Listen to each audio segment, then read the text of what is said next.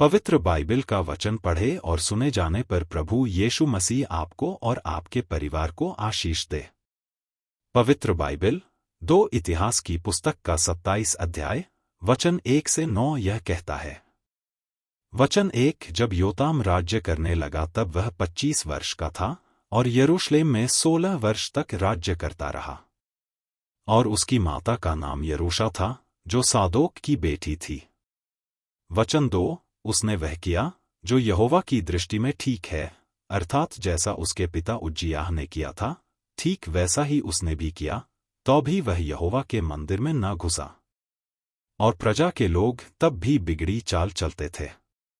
वचन 3 उसी ने यहोवा के भवन के ऊपर वाले फाटक को बनाया और ओपेल की शहरपनाह पर बहुत कुछ बनवाया।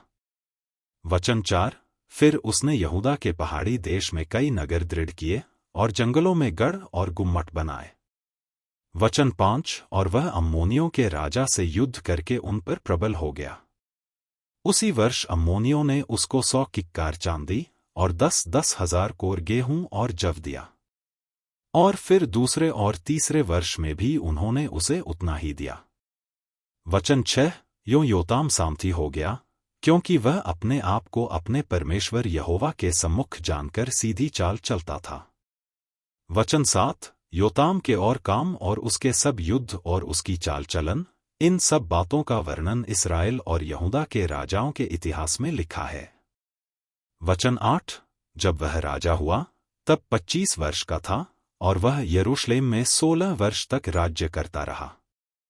वचन 9 निदान योताम अपने पुरखाओं के संग सो गया और उसे दाऊदपुर में मिट्टी दी गई। और उसका पुत्र आहाज उसके स्थान पर राज्य करने लगा।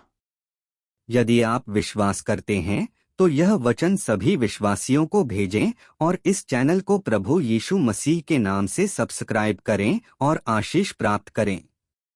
धन्यवाद।